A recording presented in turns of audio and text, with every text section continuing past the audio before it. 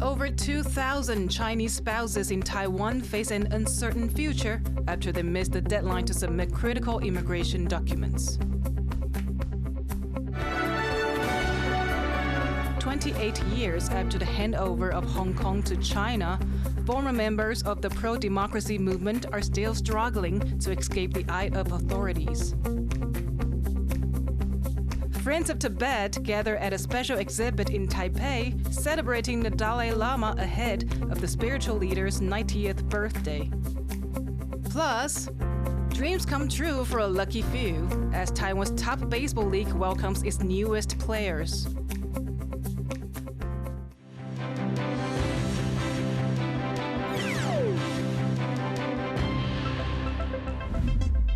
Welcome to TaiwanPlus News. I'm Yvonne Yang. Many Chinese spouses in Taiwan now face an uncertain future after a deadline to provide critical immigration documentation passed. While most of the thousands who live here complied with the order, about a sixth are still unaccounted for. Cadence Coranta has more. In April, Taiwan's government informed over 12,000 Chinese citizens living in Taiwan and their children that they'd have to prove they've renounced their household registration in China. That deadline for them to do so has now passed, and those who failed to comply could face losing their legal status in Taiwan. These people, who are married to Taiwanese citizens, had until June 30th to submit the required documents. The latest numbers from last week show over 5,500 people have successfully submitted the proof. Another 2,500 either signed an affidavit or received extensions. More than 1,800 people are confirmed to be living abroad and will not need to submit the documents until they return. But the government has not been able to reach the rest, over 2,000 people. Officials say they may not be aware of the deadline, possibly because they live in remote areas or do not have access to a phone. Efforts are still being made to contact them. 基本上目前为止还没有联系到的2000名的陆配的部分，只要他展现出这个他愿意去处理的意愿跟行动，那对于注销户籍这种重大的事件，我们不会静语去做处理，我们会穷尽一切的方式，包括透过所谓的健保资料的勾稽，或者是说国安单位的一个协寻，我们会尽量把它找出来。Over the past few months, the government's announcement has sent many scrambling, causing panic and confusion, especially among those who have reportedly lived in Taiwan for decades without issue. The government has stood by its decision, but also made moves to help, setting up in-person briefings and hotlines for Chinese citizens. They've also offered extensions and exceptions for Chinese spouses who have had legitimate difficulties in getting the required documents. They also clarified that this requirement is not new and has been in place since 2004, but many cases have fallen through the cracks. To be able to settle in Taiwan and get a Taiwanese national ID card, which affords them all the rights of a citizen, Chinese nationals are always required to give up their household registration in China and register instead in Taiwan. Household registration, a system used in both Taiwan and China, links a person's legal rights to a physical address, but is not the same as citizenship. Under Taiwan's laws, Chinese people are considered neither foreigners nor citizens, so they can obtain a Taiwanese ID by switching their household registration. This is unlike other foreigners, most of whom must give up their original citizenship. One day past the deadline, officials have not yet released the final numbers for how many Chinese spouses submitted their documents on time. And it's also not clear what they will do about people who failed to comply and what the future holds for them. Patrick Chen and Cadence Coranta for TaiwanPlus. What does the Dalai Lama mean to people around the world? A special exhibit in Taipei ahead of the spiritual leader's birthday aims to examine his impact on human rights in Tibet and beyond. Tiffany Wong has more.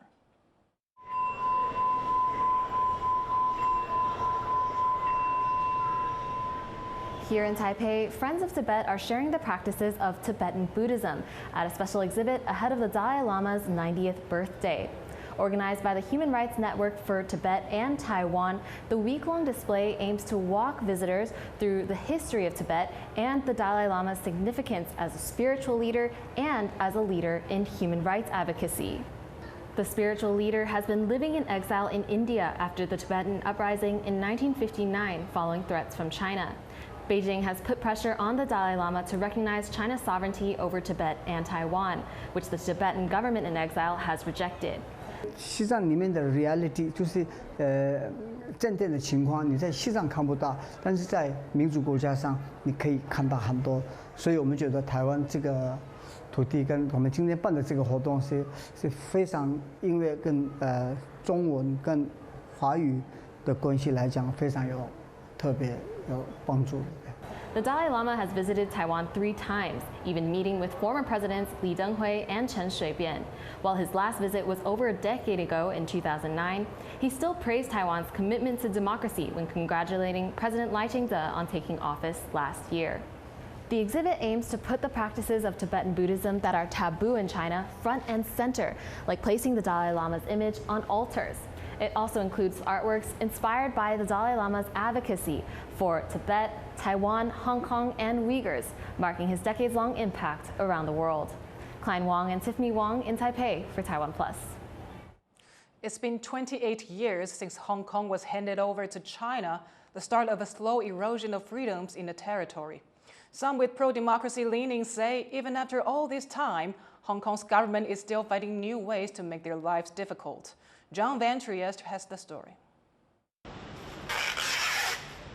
Stuck on the front door of the Hunter bookshop in Hong Kong is a sign that reads freedom. For the shop's owner, it's more of a wish than a reality, as Hong Kong enters its 28th year under Chinese administration. Letitia Wong was a pro-democracy politician in the days before mass arrests wiped Hong Kong's democracy movement out. Wong stayed put in Hong Kong, reinventing herself as a bookseller. But even with her political career behind her, she says the government still has her on its radar. By her account, she's had more than 90 interactions with the authorities since summer 2022. Warning letters, fire and health code inspections, even patrols outside her door.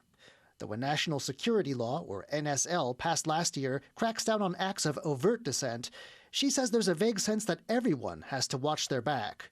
I think Hong Kong people are now scared of unknown, which we are facing a new normal, a new Hong Kong that with many regulations, many ambiguous red lines, and many self-censoring things. The fire department says it was just following up on complaints. But Wong sees the inspections and paperwork as a subtle way of intimidating someone with a pro-democracy past. She's not alone. Another former politician, Chan Kim Kam, has gone from council representative to a seller of incense and fragrant oils. She says her tiny stall is also a target of this new kind of bureaucratic harassment. Over the past 5 years, I feel that the space for me is reducing. I feel that people like informing the authorities all the time. It's rather irrational and abnormal. It affects my life because people inform the authorities and send complaint letters about my store and my works.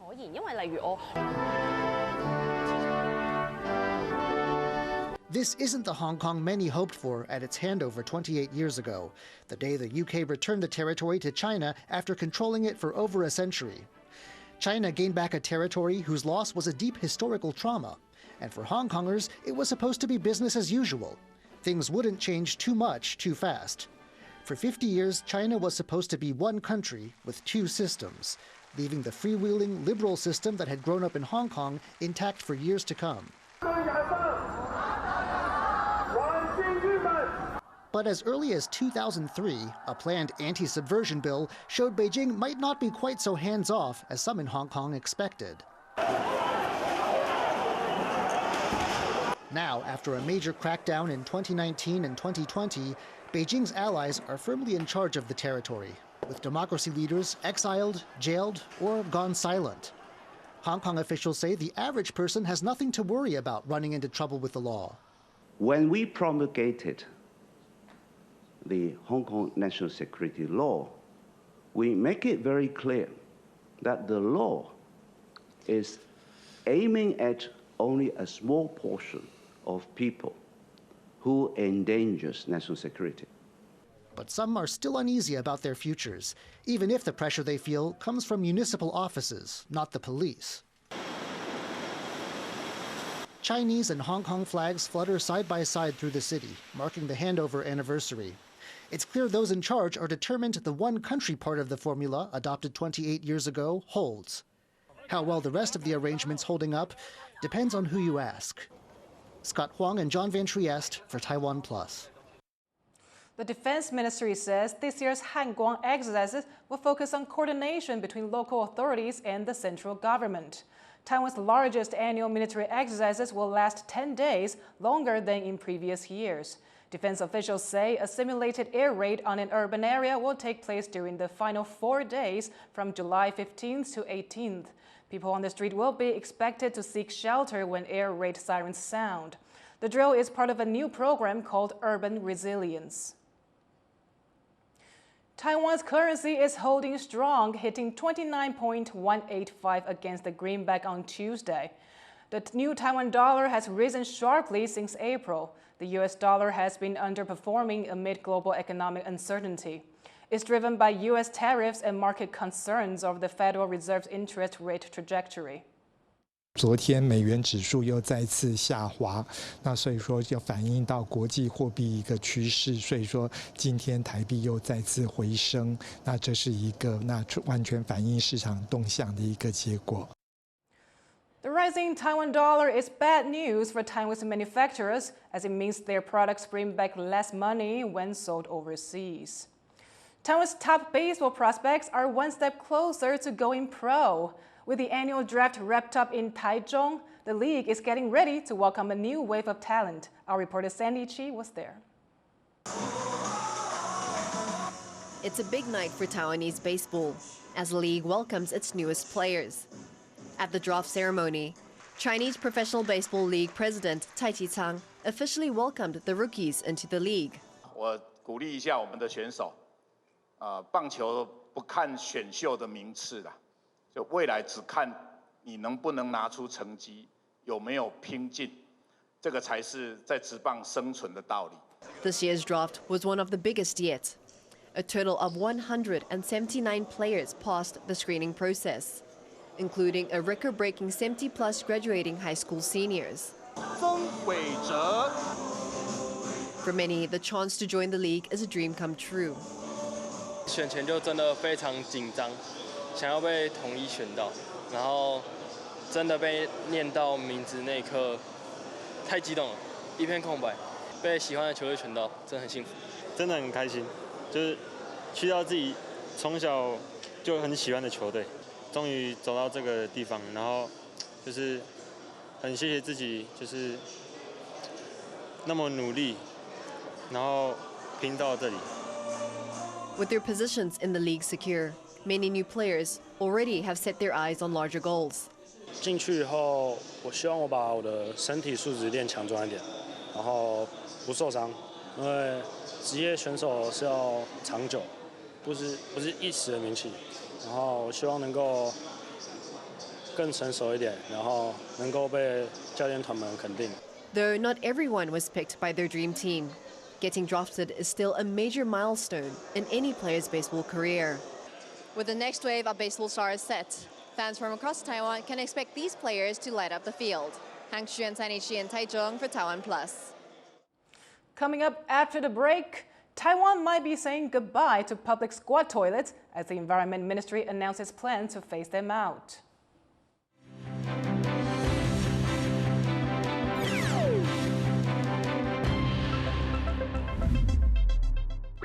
Thank you for sharing our passion for food and Taiwan. Veggie Island explores the vibrant world of plant-based cuisine. Wow, this is amazing. While Taiwan on the Rocks uncovers the stories and craftsmanship behind every sip. Have you ever tried Taiwanese beer? Are you ready to taste even more of Taiwan? Taiwan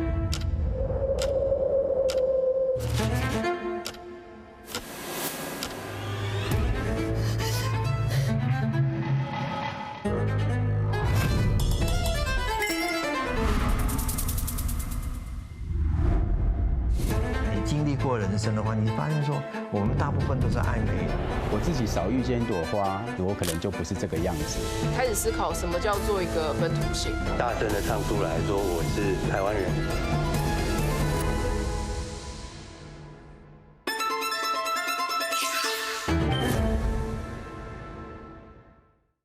Start your weekend with a cup of coffee and a moment to reflect on what happened this week. Hello and welcome. We've got you covered, from defense and politics to high-tech and the arts. Not just to Taiwan, the whole world is watching. You make the coffee, we make the news. Here's what happened on TaiwanPlus. I'm Leslie Liao in Paris, France, and this is TaiwanPlus News, a voice of freedom in Asia.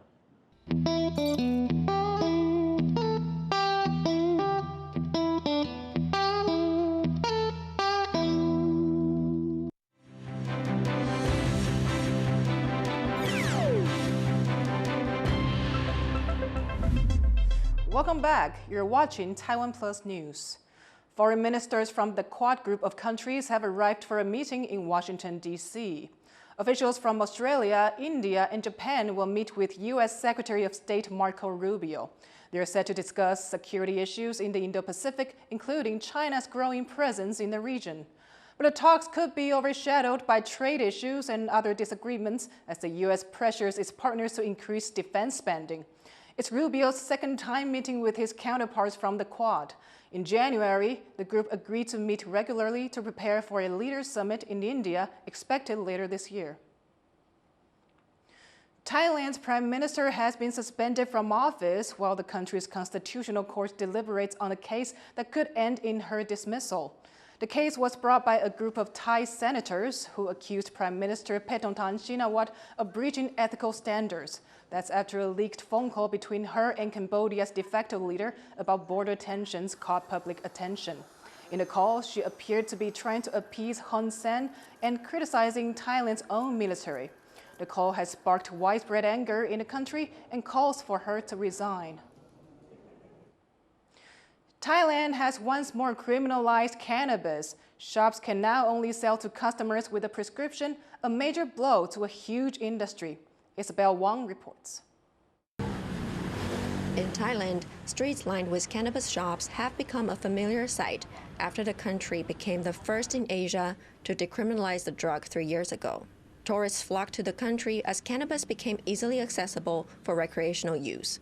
But that's all changed. The government has added cannabis back onto the list of prescribed narcotics, making it illegal to use without a prescription for medical use. This shift is expected to impact nearly 20,000 licensed cannabis shops.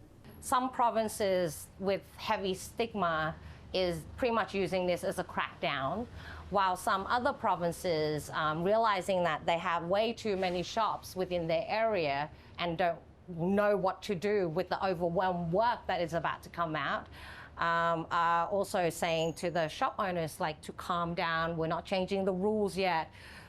So there's a lot of confusion that's going on.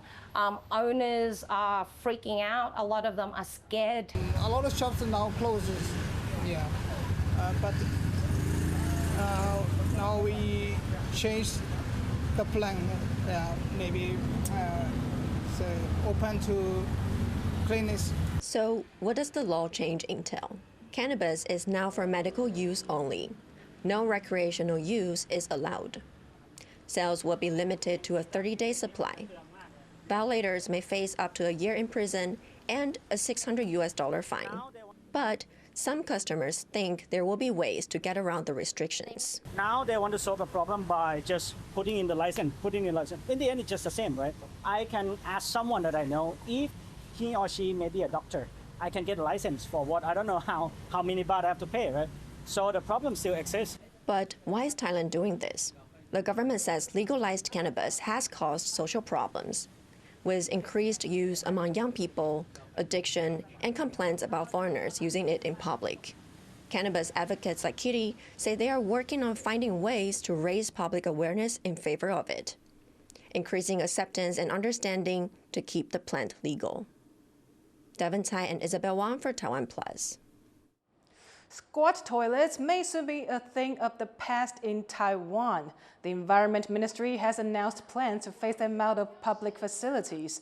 Government data shows that about 54% of public toilets, like those in parks, tourist areas, and MRT stations, are seated, falling short of the Interior Ministry's recommended 60%. Studies also suggest squat toilets have 164% more bacteria than seated ones. The push to remove them is driven by hygiene concerns and the need to improve accessibility for Taiwan's aging population. Taipei's Bangka Park, a long-time gathering place for the city's homeless people, has been fenced off for renewal. The city says temporary shelters are available, but many unhoused residents say they're unsure of what comes next. Irene Ling has the story. Once a bustling public center, now fenced off. This is Bangka Park in Taipei's Wanhua district, a hub and unofficial shelter for many who are between jobs or unable to find a roof over their heads. It's been closed for renewal as the city looks to attract more tourists. Mr. Chen is one of the park's long-term residents. He says unhoused people from all over the country gather here for free supplies and a bit of kindness. 是在这边的人的话，大部分都是有一些善心人士。 提供一些资源、一些物资，然后这边的话就是有政府在、社会局各单位在补助。But as construction begins, local NGOs fear its residents will have no choice but to seek shelter on nearby streets. 他们大概就是会，比较是往公园的四周，就是自然流动，就是可能会是附近的店家骑楼，然后有的会到万华火车站。 所以其实大概就是可能和平西路、广州街一带。The Taipei city government has been working to refer park residents to shelters in other districts, but it is unclear how long they can stay and what their options are after that. 基本上我们来讲安置的话，基本上是希望他去中途之家，或者是进到长期的安置机构。 那我们的中途之家基本上，我们后续还是会转介回到户籍地。那基本上就是希望他回到原来户籍地的县市政府，可以得到比较好的照顾。For senior park residents like Mr. Chen, what they hope for is a shot at employment and stability, to have a stable income and meals to look forward to, and to be able to take care of themselves. 只要身体健康能动的话，能做，就是社会上要给这些。 高龄的人能有一个工作的机会。